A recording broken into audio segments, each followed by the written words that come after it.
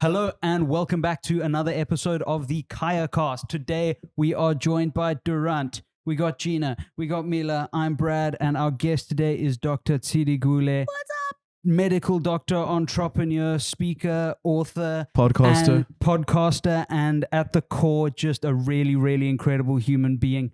We chatted about a lot. We chatted about your background in healthcare. We chatted about, of course, we did the whole thing, and then I've forgotten everything in the moment of choice. We talked about the importance of creativity in the medical field. We talked about mind, body, soul connection.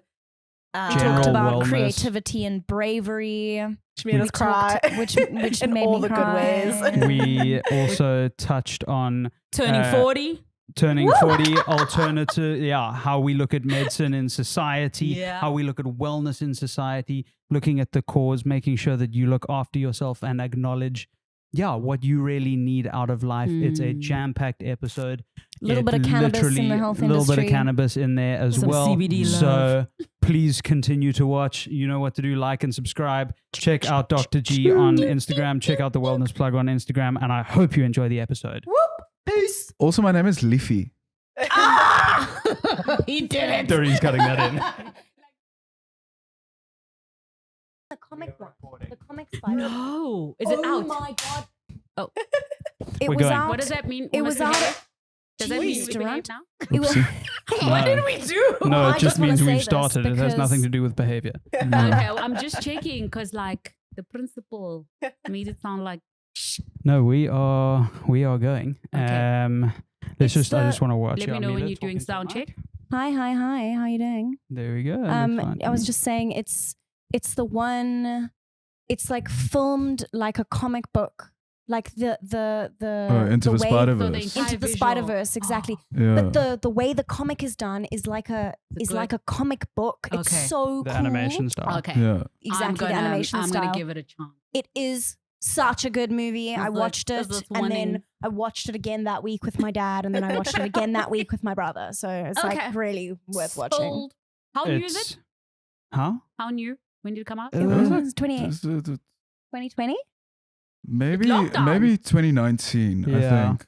Is it? Pre-COVID, I don't know. My Yeah. timelines don't like. Is that I just know Do it we was all have before. like delayed I don't brain know what function? else. I think Yeah. I've coined a new Isn't term, it delayed still brain 2020? function. Yeah, I know. The last 2 Yeah. years have just been. 2018? We could start Sure. on It that was 20 note. years. Dr. G's here to help us It's figure out if we're still in 2020. Well- It's 20. Yeah, it was a 2018 film. Well, okay, sorry. that I Mhm. mean, we will have already done the intro. So we'll kind of just jump Oh, straight into does the things. intro spoil it? That is 2022. Damn No. it. No, it's fine. We haven't recorded the intro, Dr. G. No, We it's can okay, make it but say we're just- whatever we want. We're still just chatting. This is Hi the good guys, thing. welcome to 2020. Um, We're starting again. We didn't appreciate the last 2 the- years we've just no. redo. Anyways, well, today we've got. Yeah. Sorry, I'm I'm in a feeling really- the energy. I'm just warning everybody. I'm in a really, really bizarre mood the last couple of days. Okay, so girl. it's just, Fabulous. You're gonna get the best of me. It's Yeah. okay. Okay. The doctor's in the house. On that I note, got this. we got Dr. G on the pod of, well, the Wellness Plug is how we got to know you, but of many other things as well. You are a medical doctor, you are an entrepreneur, you are an author, you are a speaker, you are a creative. How much Um, research was done here? Jeez. LinkedIn. Check out Dr. G on LinkedIn. Love the honesty, Brad. gotta go. Convenience. Viva Site for LinkedIn, all. viva. So it does work because I don't use 100%. it. How does it feel having all your qualities listed at you? I always say I love being Tshidi. So I'm Tshidi first and Dr. G second. Oh, so I always lovely. appreciate when people meet you, it's very, very normal for people to list the things that you do. But I enjoy it the most when people get to know who I am. So I always say there's a person behind all the qualifications. Well, that's exactly what we're here to do. there we go. Am I right? This is why And- there's going to be some fun here. Exactly. On that note, I mean, just to contextualize your background in healthcare, because I think Right. that's gonna give everything, its backing. Mhm. What made little CD once you know Like picturing little CD. get into healthcare? What drove? So I grew up in a really, really vibrant township in KZN called Eskawini, and in those days we had doctors who used to still wear those white suits. You know, it's like those are most amazing outfits. I think they'd look so great in a Netflix movie now. But really respectable figures in society and would do house calls. So I think as a young child, it started off as curiosity. I was curious about these human beings that come in and make gogo better and give medication and have this interesting instrument. And then my parents were entrepreneurs as well, as much as they were teachers. And they brought this interesting collection of encyclopedia called World Books. I don't know. I think it might be way before your guys' time. No, I remember it in the right with library. the globe, with the Yeah. globe. Okay, I don't know if I'm illuminates at younger than night. you guys. I don't think so. Your but parents probably thought it was a conspiracy theory. Yeah, that was That's the it, I'm done. strangest thing because it was genuinely actual Just for books. context, her parents are very alternative. That's a very kind way of putting it. That's true though. Anyway, but that's Nevertheless. why Anyways, you might not have you've had the been World detracted. Encyclopedia thing. Oh no. Back to the science Definitely part. What was fun? So I then encountered my first adventure with the globe and the idea that the world is so expansive and has so many things you can learn through those encyclopedias. And the one that I latched onto was the science one. So fortunately, having two teachers for parents, it was easy for my parents to see this little inquisitive being. I fell in love with science right there and then, started asking questions. And as my father always mentions, you know, I knew from that point on that if anything, I was going to land somewhere in the sciences. And I started shadowing doctors. So the thing I started doing was at 11, crazy, like other people were Whoa. playing, other kids were having a good time. I was like, playtime is being a doctor. So I started shadowing doctors who were family friends. And that was it. At 13, came back home and I'm like, gonna be a doctor. And I think what was phenomenal about having parents who didn't get caught up in, is it a fantasy? Is it something she really wants to do? They allowed me, even though I declared it that young, they still allowed me to experience other careers, but I would always come back to this one thing. So even during primary school and high school, I continued when there was, take a child to work day, when there was career day, I was just like, I'm going one place. So I would go to public hospitals, private practices. I'm grateful that as young as I was, I got to see the real journey of what medicine is like and not the glamorous side, because every time I continued to choose it, I knew what I was choosing. So by the time I feel I got to matric, I was so certain. It was just a certain journey. And as my mom says, I spent in grade 11, an interesting story. So Ngwelezan is one of the public hospitals in KZN, and it's one of the roughest. And in grade 11, I said to my parents, one more test I want to put myself through. If I can survive being a weekend there and being an intern, seeing the guts and all of that, then we know for sure that this girl wants to be a doctor. My mom said they couldn't pull me out of there. I was having so much fun. That's That's how Dr. G was born. Yeah. I believe that. I don't know why Hold you on even once. needed the like 6 or whatever years. Like, I'd believe you were a doctor if you didn't even like study it. I'm sold. Hold on one second. I That's just need crazy. to That would've quickly so hold put on, me Mila. off. Hold on, Mila. Give me a second. Oh no. pause. We're good. On a pause thing. Where did it stop? Sorry, guys. I nearly cracked. Went into a beat. Oh yeah, Boom, let's go, shakalaka, guys. boom, shakalaka. Hey. Hey. Hey, hey, Hey. hey, There we hey. go. You are 58 literally getting all minutes. of this. Yeah. That's what I was hoping. Yeah. Oh. 2 yeah. minutes to Yeah. clear some space, but we're here. So- Rick around. What I find really And there's your interesting about your journey and career, and why I was so excited to have this conversation, is you moved, as far as I can tell from your LinkedIn, into an entrepreneurial angle on medicine and healthcare quite quickly. And that I find really interesting, because Yeah. it's a marriage of, you know, a world of innovation and solution building that's, you know, combined with the thinking skill set of a doctor, which I think almost doesn't get utilized enough. And yeah, I mean, what drew you to entrepreneurship? It's clearly been something that's also, gone into other avenues of your life. Yeah, I think first thing to definitely say, I did not plan on being an entrepreneur. I think I had my career, like most of my colleagues, well planned out. I'm going to start here, do this, specialize here, and go. The experience of so I studied at Wits, and the experience of being a medical student in that environment exposed me to hospitals like your Chris Hani Baragwanath, Joburg, Jen, which is now Charlotte Maxeke, Helen Joseph. Those are really big hospitals, not just in this country, in the continent. And there's something about watching human beings be ill and go through the process of trying to understand their health that can unlock something in you as a future doctor. And I think for me, Tshidi, the activist, probably got born during medical school. There was just something really painful about watching people come when it's too late to do something to help them. And the more I went in as a medical student and did interviews, so we start having access to interviewing patients as medical students as early as third year. So from third year right up until you graduate, you've got this opportunity to meet actual patients. And we call it clocking, which is, taking them through their symptoms. And I always just got really stuck on asking them the social history. And I think that's when I realized I cared more about understanding how they got there than just about fixing the blood pressure and fixing the heart attack. And that really started to bother me in a good way, so to speak. So I'd go home with the patient story.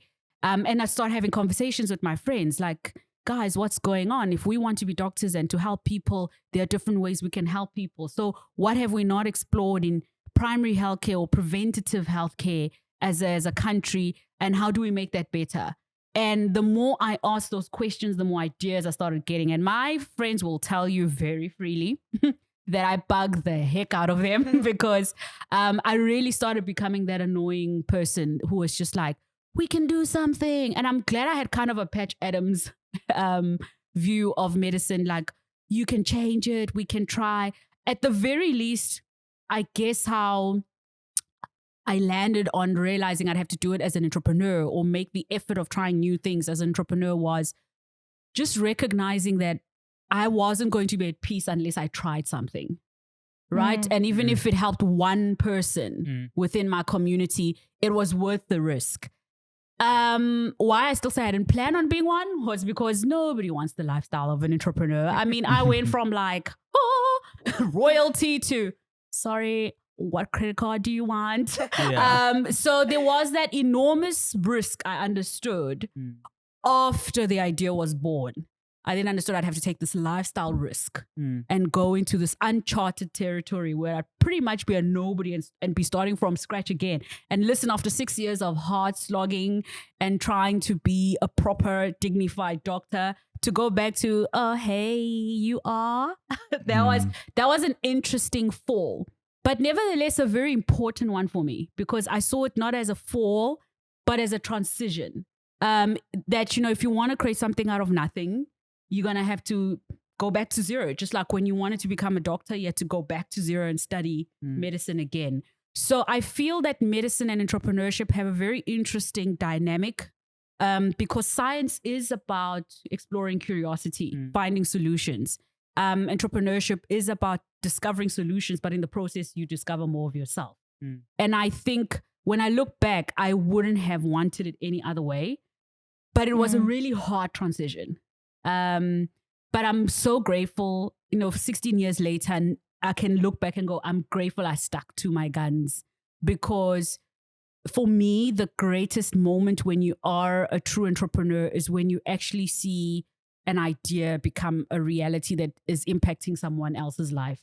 And for me, when Medispace became a real business, was impacting lives and had clients that were notable, as you'd like to say, coming back and going, you've done a great thing. I went, well, that's the change.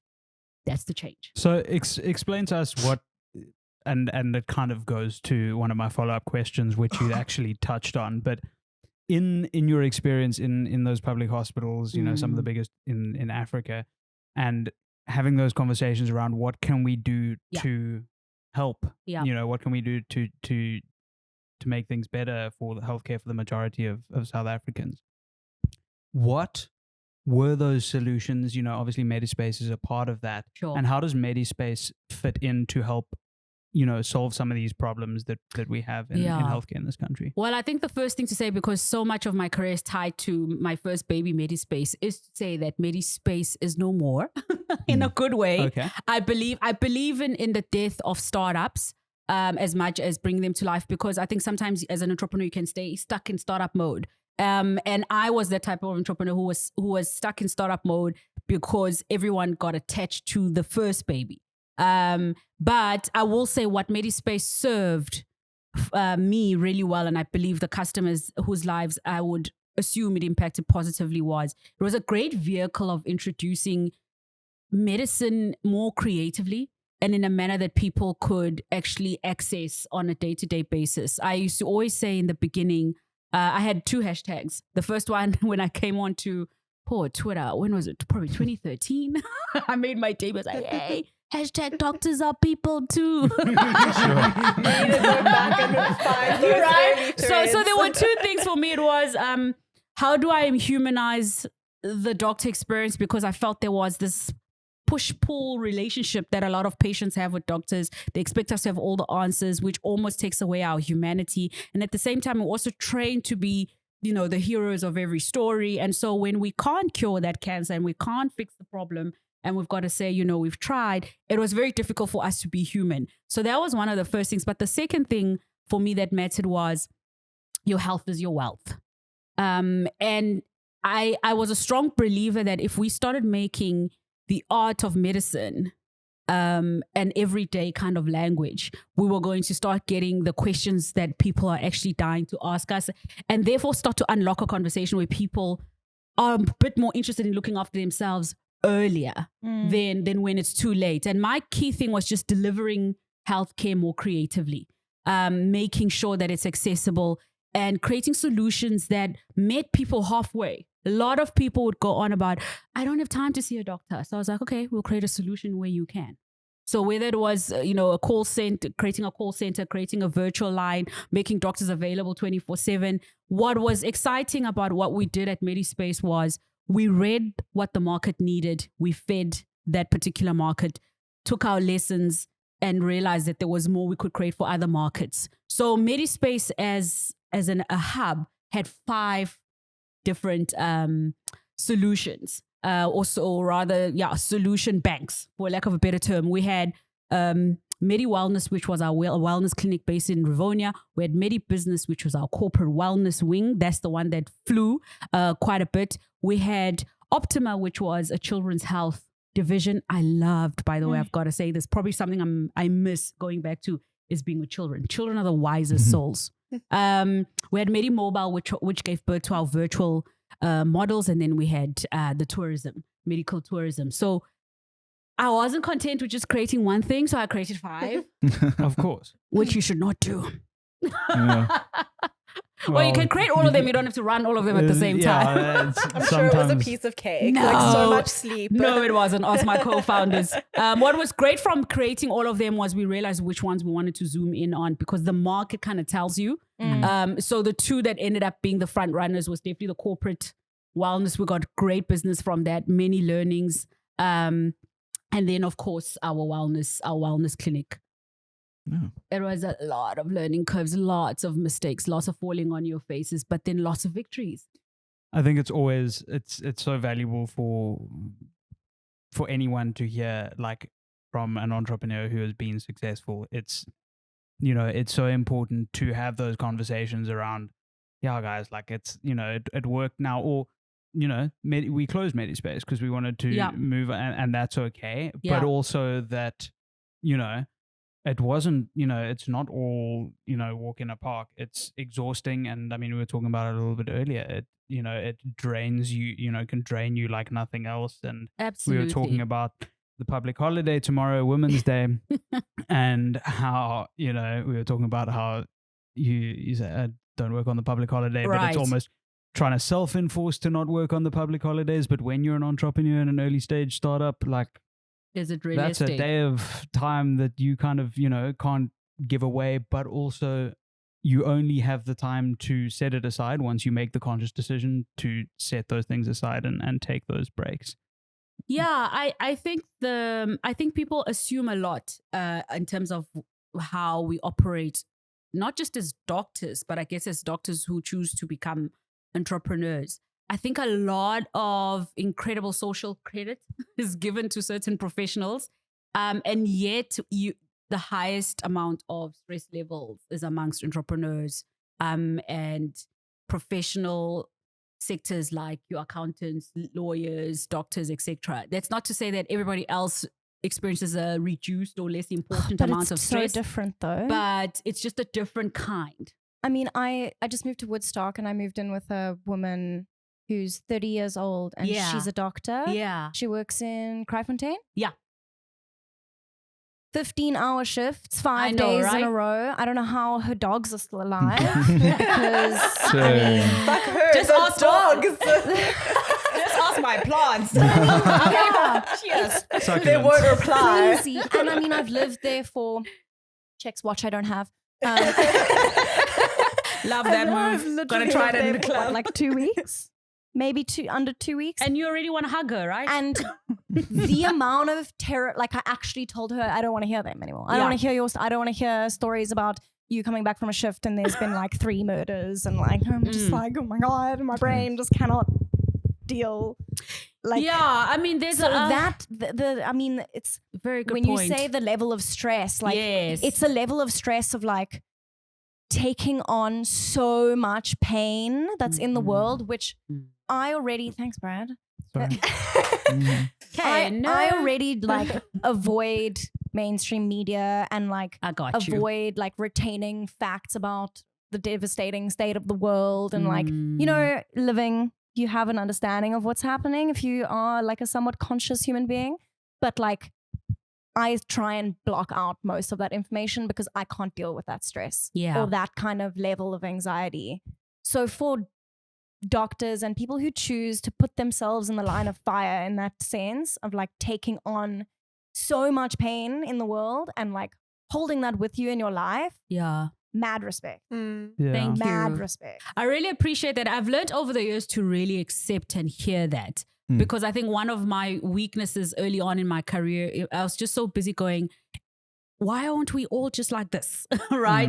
That I didn't take a moment to go, hang on, you're kind of like a Marvel hero every day.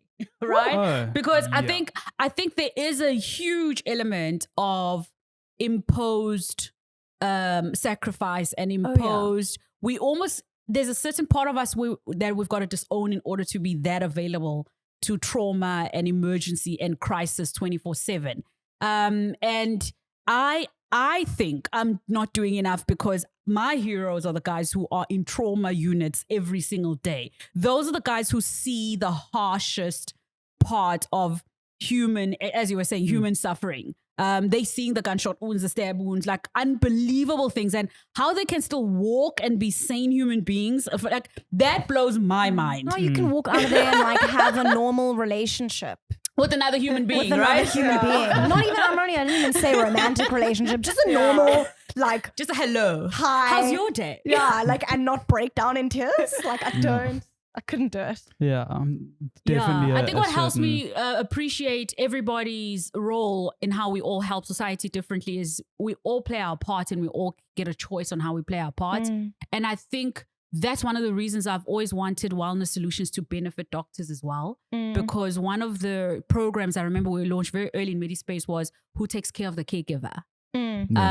Heroes are often lost in the story where it ends after the hero saves the world, and I'm going, okay, but who looks after the hero after they've saved the world? Exactly. So yeah, I do think I belong in an extremely privileged team of human beings who do really extraordinary things, but I'm also humbled by the fact that we choose it.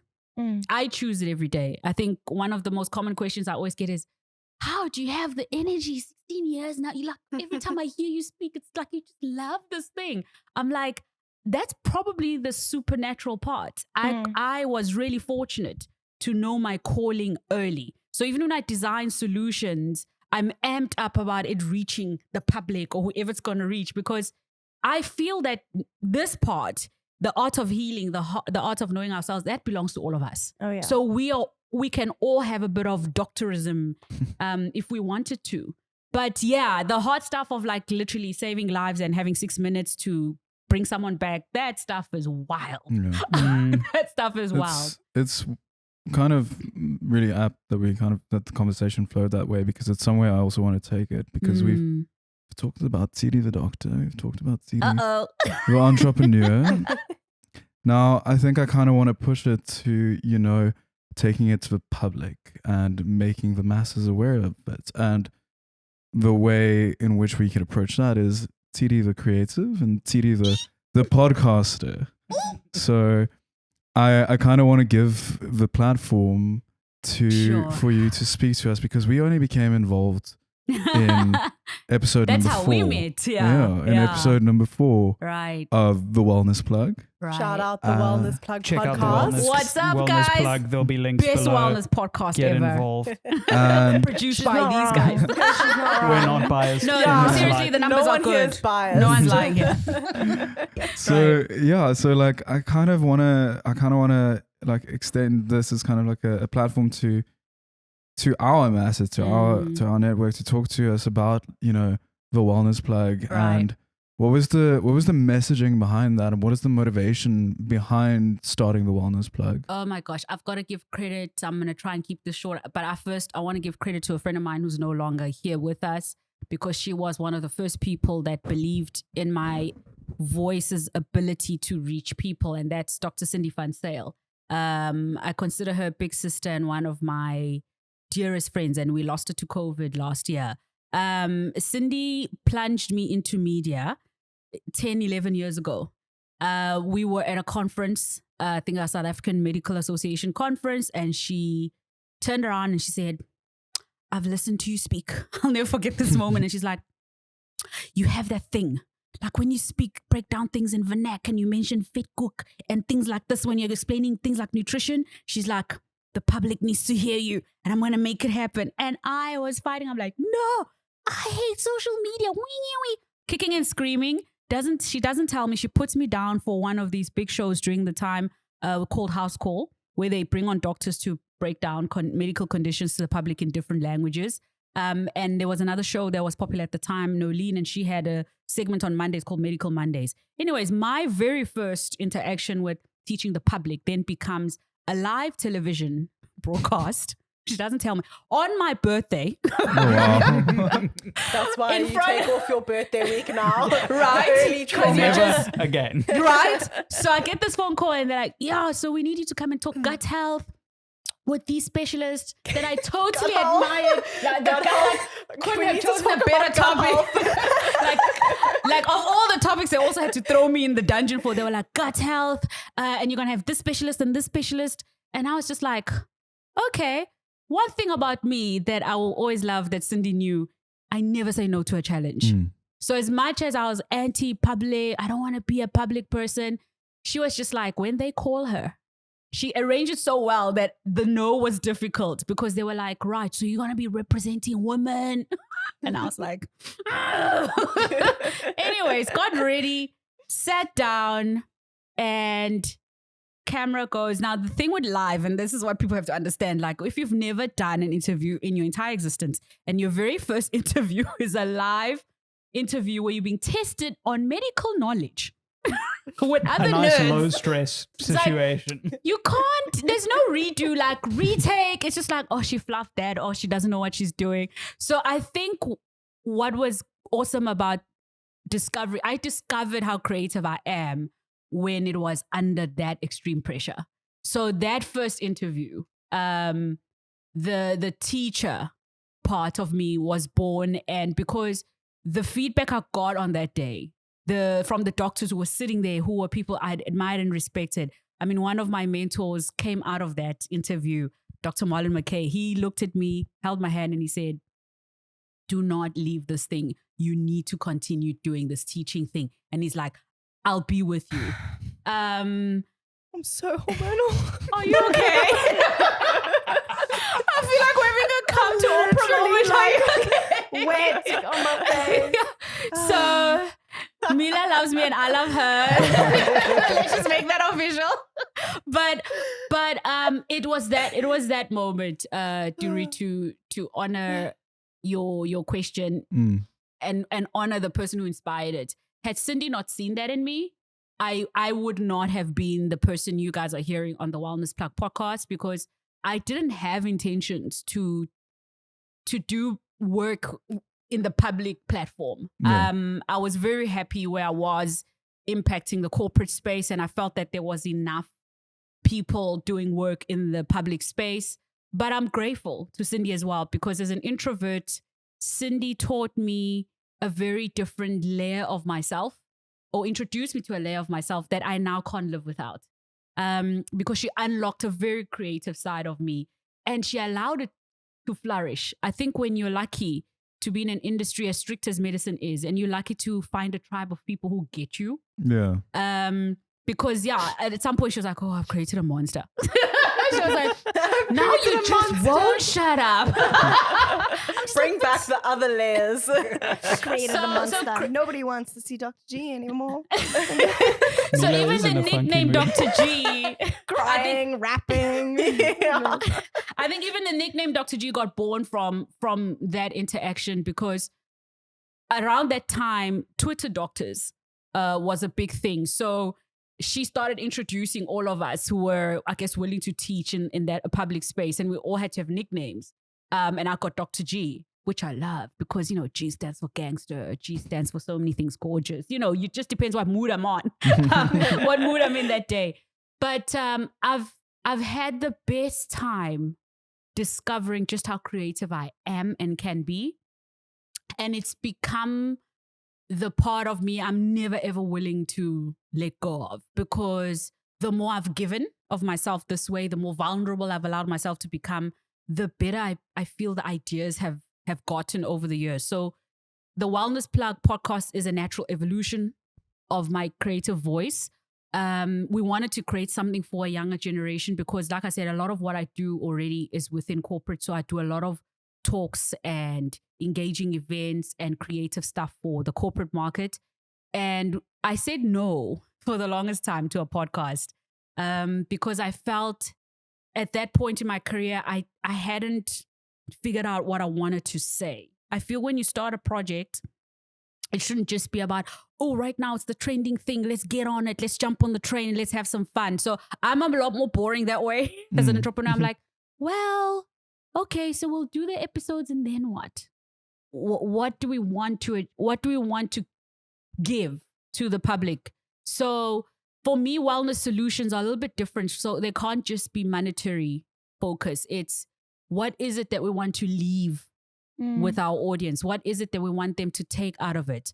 The reason I say it's a natural evolution as well is because I was already on my own platform on social media doing videos and engaging and teaching about the brain. I still think the brain's the sexiest organ, just saying that again. So interesting. So I was a doctor going, hello, everybody, how you doing? The brain. And everyone's like, okay, she's really going off on the brain. I'm like, yep. Right? Until you listen. And look, they would love it. So I think it also helped to have a follower or a following of people who became diehard fans of wellness. And they were just like, I started getting DMs. People say, you got to wait until you have 10,000 or whatever thousand. I have followers who will DM me at 6 o'clock going, Dr. G, you have not posted the word of the day. Please, my day cannot start until you go, Wellnessology. So getting that feedback helped me realize we're doing something special. And I realized I wanted to now have co-pilots in how I carry the message. And that's how I decided on Linda and Katlego joining the wellness movement. And I must say, it's one decision I do not regret, because who I am, even in that space of how I relate to them, I mean, you guys see it. It's like an instant family, and we all bring such great layers, and they humanize what I say, which is brilliant. And that's been the best part for me, is make sure I hold myself to that standard that whatever I create, it's got to relate. It's got to be relatable. It's got to be creative. It's got to be fun. And that's hopefully what we're achieving with Wellness Plug. That's a great clip. Whatever I create has to relate. Come on. There we go. Come on now now. we're talking. Told you I'm still a rapper. to hear you talk about creativity in a an industry that people wouldn't just naturally assume is such a creative industry. Entrepreneurism, is that a word? Entrepreneurship. Thank you, Brad. And are you okay? I know my butt as well. I'm like, oh, you guys all right? Shift it up right now. Don't worry, we're gonna stretch for like 10 seconds. Entrepreneurship. There we go. and like the medical field, like I don't know, people wouldn't just naturally assume that's such a creative industry. So it's really interesting. I mean, I do nothing of the sort. I'm not an entrepreneur yet. Thank you, world. She's coming. She's coming. Thank you, world. I'm coming for you.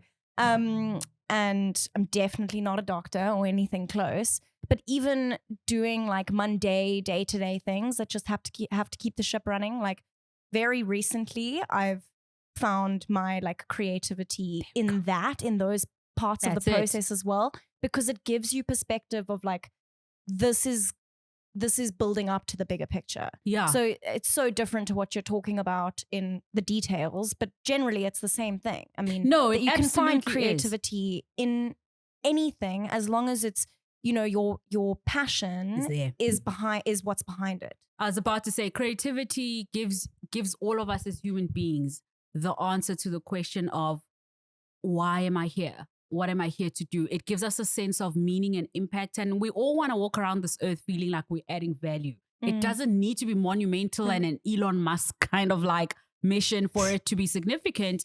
I wake up every day going, I want to be of value.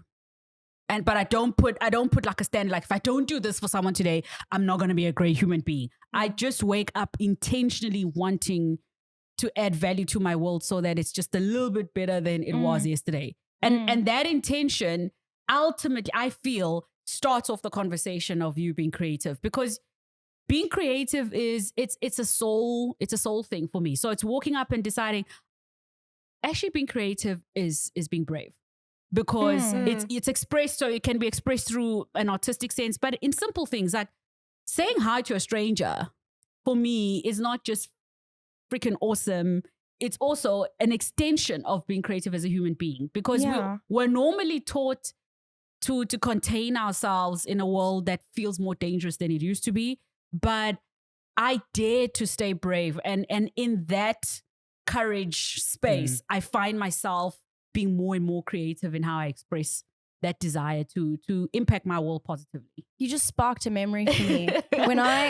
When I decided one day, I think it was sometime in high school, I decided one day I was going to answer the question, how you doing? Yeah. I was just going to answer it honestly every time. There we go. And so many, like even that is brave and creative, according to Dr. G. Yes. Because, people stood there absolutely shocked and gobsmacked that I was just like, I'm so shit. I woke up in the worst mood. Yeah. I just want to like hurt everybody that walks past me right now. Right. They were just That's living honesty. life That was, like passively being and like, they're like, hi, how are you? Without like, yeah, right. exactly. Like, no, exactly. Yeah. And that act of just, I mean, you were saying like, it doesn't have to be this global world change that if you're just choosing it in your own life, if you're just choosing to be positive, to be a positive influence on the people around you, to smile at someone when you walk past them, to not like, just project this negativity and this, because that ultimately comes from a place of fear. And that's the opposite of being brave. And there's a difference between putting healthy boundaries in your life and hiding who you are. I think a lot of us are lulled into a place in our emotional way of life where we hide ourselves out of, I guess, an intention of trying to protect ourselves from harm. But part of that whole process of hiding who you are, as in like, maybe not being as friendly on the street because you don't know if you're going to be greeting someone who's going to be rude to you, can rob you of having an actual phenomenal experience with another human being who in that moment was just seeking connection. So I read the room. I'm not, walking around going, hey, what's up to every single human being. But I think there are certain principles that should ground you. And I'm fortunate, when people do ask me how do I stay so in love and so passionate about my work? I think a lot of it is the intentional work I do on myself, on staying the person I want to be. Because we go through a lot as human beings. And the constant threat is that every experience can end up changing you. So one of the early things I did in my early 20s, and I'm grateful that I guess medicine made me grow up so quickly emotionally, because you see a lot of gag stuff, excuse my French, right? So it like sharpens your perspective. And also just personally, you go through a lot. You're figuring out who you are as a girl and as all of that. And I was very lucky that I came to a place where I said two things were important. I think I must have been 24, 25. And I said, one, I want to stay in love with my job. So whatever I need to do to keep that going, if it sometimes meant taking a step back and resting from my job, we do that. But I was like, I'm not going to let anything interfere with the love I have with this thing that makes me go vroom every morning, right? I just love this world. The second thing I've learned a bit later in my life was I want to stay a person who's able to give to others, irrespective of how much I get thrown down the wayside, down the ditch. Humans are humans, and sometimes you're going to go in, love people, trust people, give them everything, and they'll betray the living daylights out of you. But what brings me back is I don't want to lose Tshidi. So even in my darkest moments, I go, I've learned to ask simple questions like, what does Tshidi need right now? What do you need right now? What do you need? So it's weird. I was talking in the third person. Question. Sorry, not crazy. but I've learned to, what I'm trying to say is, a lot of us in the beginning respect our visions and our dreams first before we respect ourselves. So I've had that interesting mission where it first was outward. My love was outward to the world. Love the world. And then I wait, woo, this tank needs it too. You can't keep giving if you don't feed yourself. And that's been, I think, the reason I felt and what most people then say, look, why I look younger than I am, is I think the last 10 years of my life have been even more enriching, because I've discovered how important it is to give all of that energy that I give to the world and other people back to me. And that's made me an even more generous person. And I think it's so important to learn how to be brave, even when it's really hard to do it. It's really nice to hear a doctor and a businesswoman talking about mental health in quite a spiritual way. That love, like just being light in the world and that feeding love back to yourself and protecting your own energy is like, it's basic. I mean, I was reading like 4 pages of the name of the book. No retreat, no surrender. Shout out. Oscar's got a book. But no, The Pursuit of Happiness. I was reading I was like 2 or 3 pages of The Pursuit of Happiness last night, and talking about health issues coming from, living in fear and being in this very like, I don't know how to word this properly, like spiritually stunted place. And like that pursuit of happiness creates a healthy society. Yeah, I would phrase it a bit differently. I feel that there's certain words that get abused a lot because we have different interpretations of them. One of them is happiness. So I like to say the pursuit of peace, right? Or harmony. We are at our best when we are in harmony with what we think, what we feel, and who we are, when we're in alignment. And remember, even from a medical point of view, the word disease comes from 2 separate words, dis-ease. So when your body is not at ease with itself, things manifest. So I'm a big believer in mind, body, soul connection. I think one of the things that have made me very successful, I guess, in the wellness aspect is that I am one of those doctors that integrates quite a lot of models, and I don't prejudice my patients who want to try different remedies before they come to see a Western trained doctor. But I think what's critical for me is I always say, my first rule comes also from our Hippocratic Oath, which is important, which is first do no harm. So healing comes in many different ways. And I'd like to believe I'm spiritually grounded. I like to believe that medicine is also a gift that comes from God and whoever we believe is the creator. So there's an integration, and everybody has their role to play: the pastor, the traditional healer, the doctor, etc. But we live in a world that likes to say this is right and this is wrong. Yeah. Do this, don't do that. They try and make it so black and white. Absolutely. And I think one of the reasons I still enjoy just speaking to patients one-on-one, and while I'll enjoy it for the rest of my career, is because I get to meet the person. And I always say you treat the person. Not the disease. Not the disease, not the body. And my favorite thing in the world is the fact that I get to meet people from all walks of life, and they leave an imprint on me. So as much as people will come and be like, "You're a really great doctor," I'm like, "You're a really great person because you taught me something." Yeah, and I think that's it's amazing. that energy where some of my colleagues are just like, "You're just so annoying."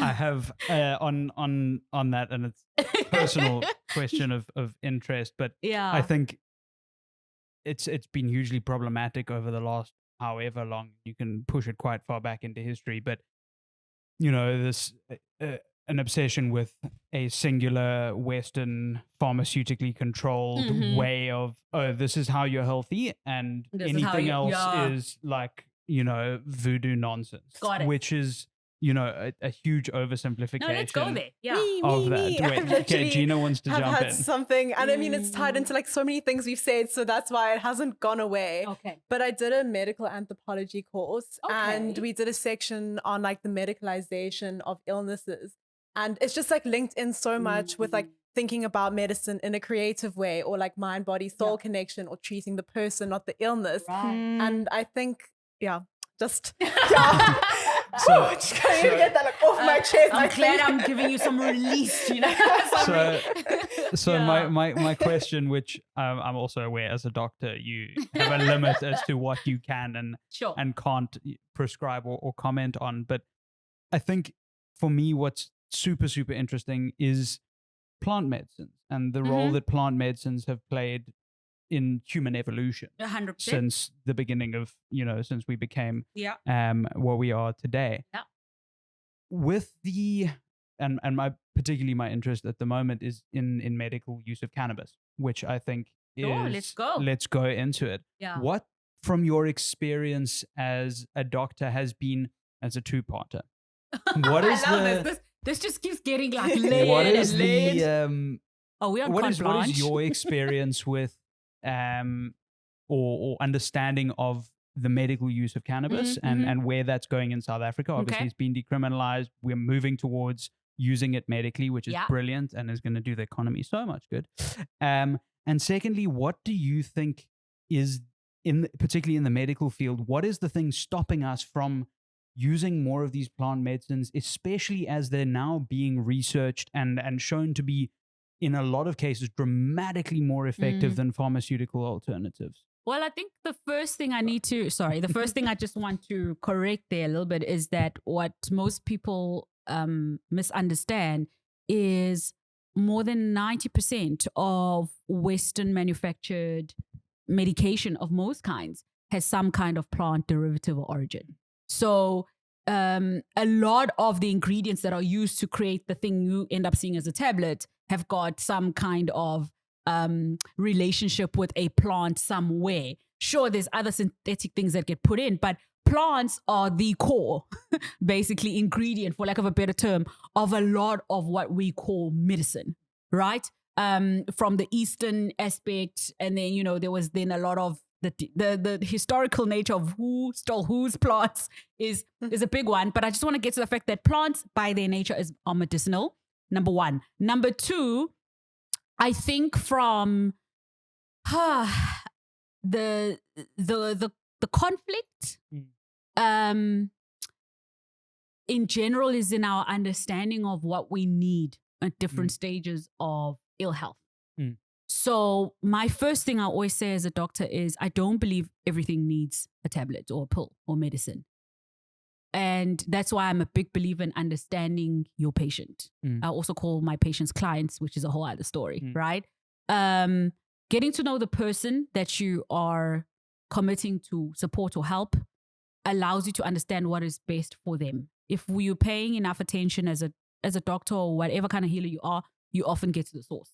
So I am keen on us being a little bit more embracing of different healing modalities. And I'm getting a little bit worried that I'm not answering your question. If you can go back to it. I mean, you've answered, I think, largely the kind of broader question that I had. For me, I mean, we've just got an industry now that is very much in its infancy in terms of particularly the cannabis industry. Yes, and is right. Such a I knew I was like, plant. I'm not getting to the other herb. So the other herb. So yeah, just to defend its use. It's a widespread knowledge. The cannabinoid. There we go. That's where the scientist. Sorry, that's a the really funny scientist has word. to come in here.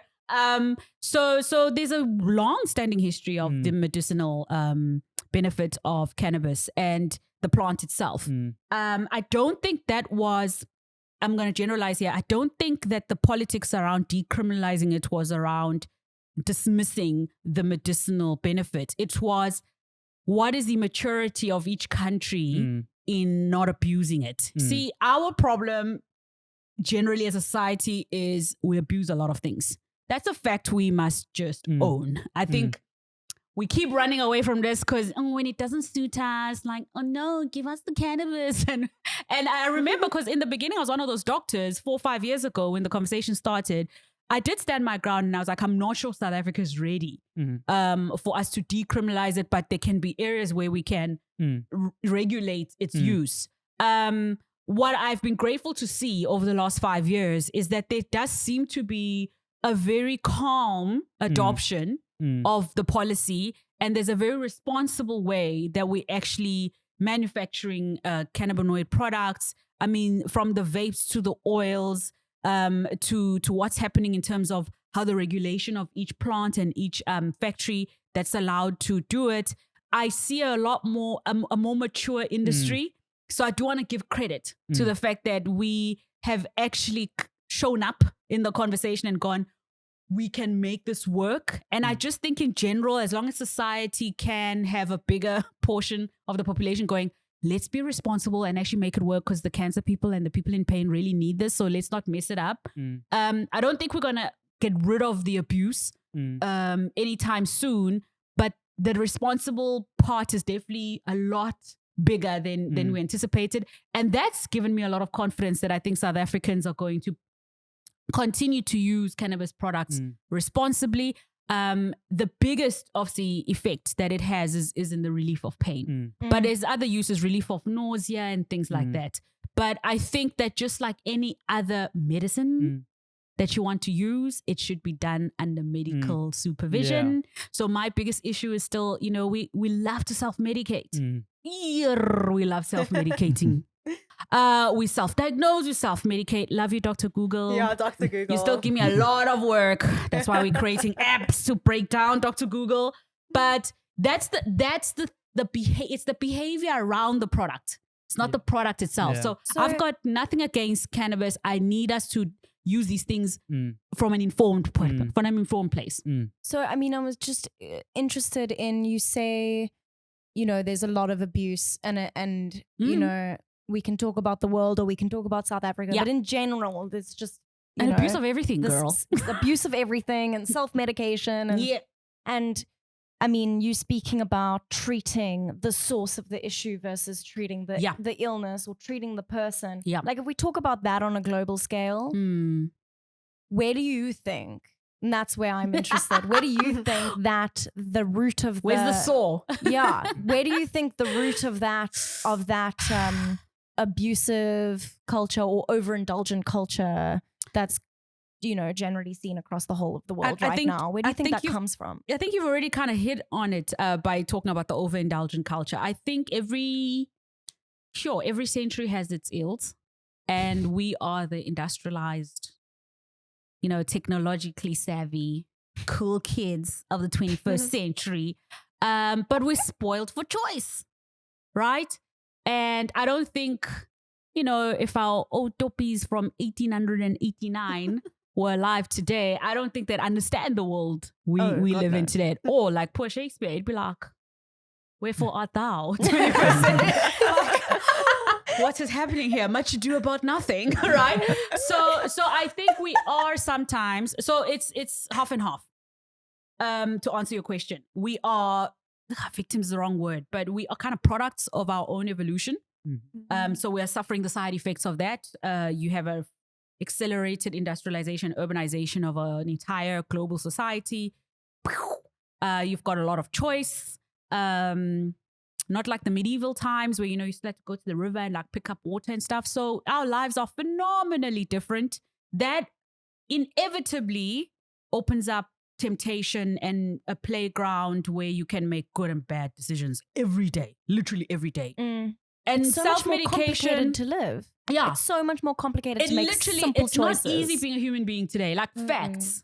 We have a lot and we I know, everybody's suffer a talking about lot. advancement. I'm like, okay, if we just went back to basics and lived in like little communities where like family and I really do think about it sometimes. You know, the hunter-gatherer thing had a thing to it. So They had something going. it's just the simple basics of what like fundamentally as human beings gives us purpose and happiness. And then we put those like soulful creatures in a society where they're forced to struggle their entire lives to make a living. Yeah. Forced to and gutter. But that's why that's why I want to take you to the second point. Remember I said it's a half and half problem. Okay, so the yeah, second problem is we're not spending enough time then in that noise figuring out what works for us. Yeah.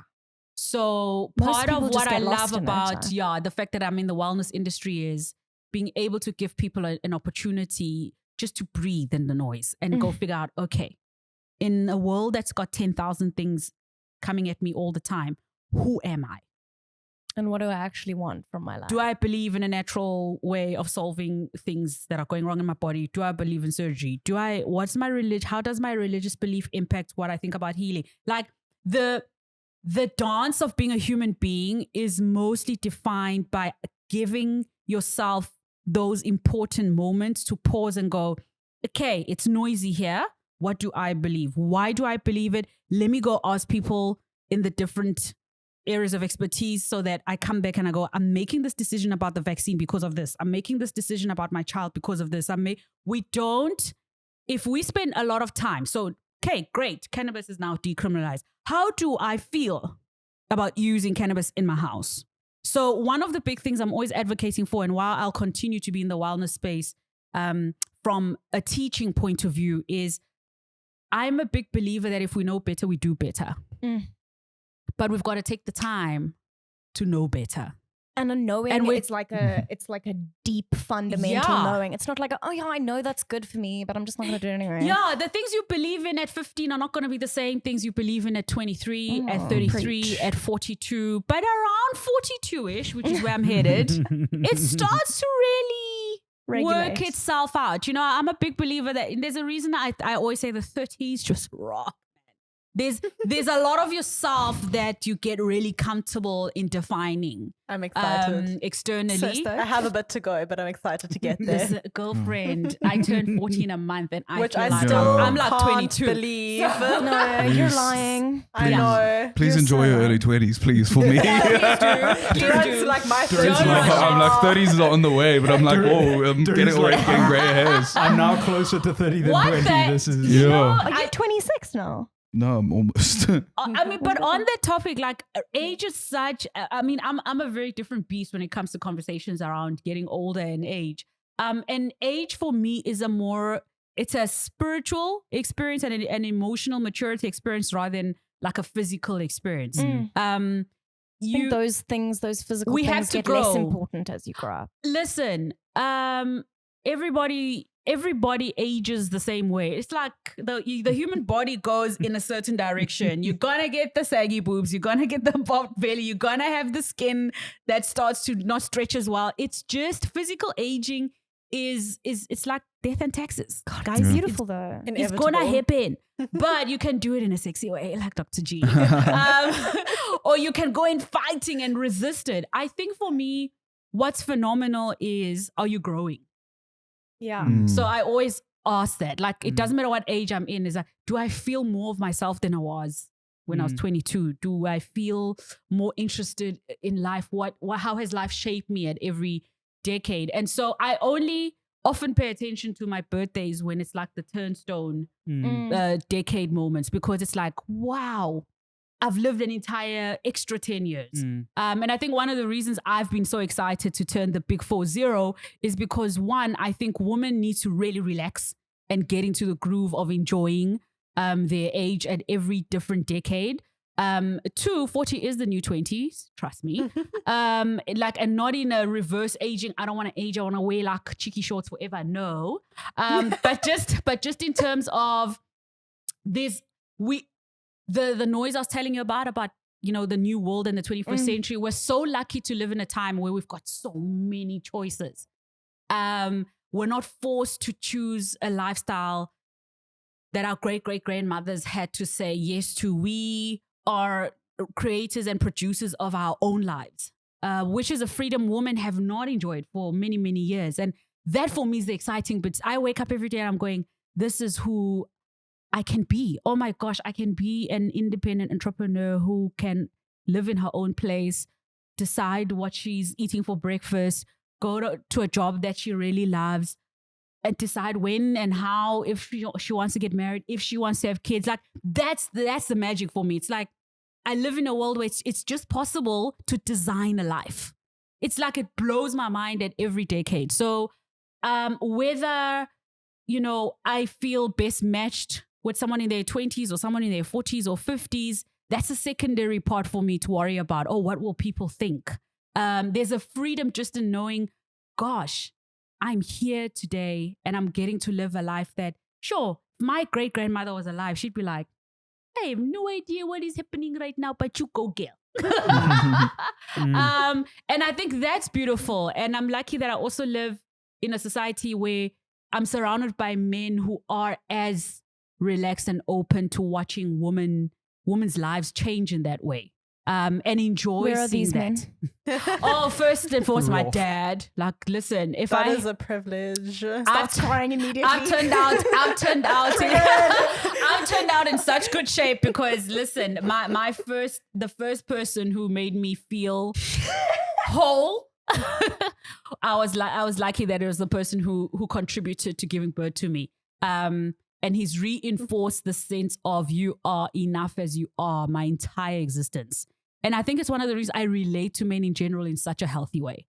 But I don't think that I take it for granted that we all have our own struggles in how we relate to each other. But I'm grateful that I'm able to come back from experiences and go, thank God I know love, because I can recognize when it's time to leave a space that's killing love. I think my greatest privilege, and you're going to make me cry now because you're crying. My greatest privilege is I got raised by someone who made it his job to make my sister and I understand that the world can be completely unreceptive of who we are, but he will not die until he sees us be the best versions that we can be. You can't go wrong with love, with stuff like that. So thank you, Dad. Well, I think that was a pretty Poignant. spectacular note, unless there's anything you wanted to add in. I'm overwhelmed. That was I had some questions, but you pretty much covered them in that last Love you, bit. girl. I just want to give you a hug. Yeah, just to say thank you for coming and for sharing with us, and I hope that you feel that we acknowledged Tshidi first and foremost. And, Not sure, the jury's out. We'll see you at the end of the interview. Yeah, and thank you for sharing your story with us and thank with you the for having me, people, guys. and for the work that you are doing with your companies or with the podcast to help educate a country about its health who so desperately needs to be able to engage with that more. and for the work that you're doing to make people's lives better. So Ah. thank you, and thank you for including us in a little way as a part of Oh that. no, you guys are a really, really major part of my journey as a fun doctor, as people like saying. She's so much fun. It's like so funny. there's Agreed. not a single doctor who's boring, by the way. But I also just do want Hashtag to. doctors are people too. I also do just want to extend. It is Women's Month, and I think with conversations like this, what matters is I'm me. I'm comfortable being me. It takes a lot of work to be comfortable being me. Trust me, those who know my life story know what I go through. But I think the most important thing you can do for yourself is to wake up every day and dare to be yourself. You don't need to hurt anyone in that process. You don't need to do it at the expense of someone else. So wellness starts with you accepting you and then being open to grow from that point of view. And there's an entire world that's waiting to show you things and teach you things. There are people you're going to meet that are going to change your life, whether you meet them and interact with them for a day or your entire life. Be open. That's really what I want to say to every single person, not just women out there. Be open to being a human being and a brave one, and explore. Never get tired of being curious. Never get tired of being curious. I think the thing that keeps me most alive is that I'm constantly curious. Life is an adventure, and we don't know how long we're going to be here for. So for as long as we're here, let's do something special. And this is special. On that note, thank you very much. Thank you all for watching.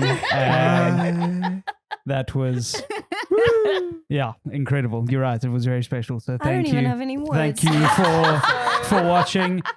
Make sure to like and subscribe and check out All Dr. those G things. and the Wellness Plug. Plug. All linked in bio below. Please go check. Please go check them out. It's really spectacular. Happy Women's Month.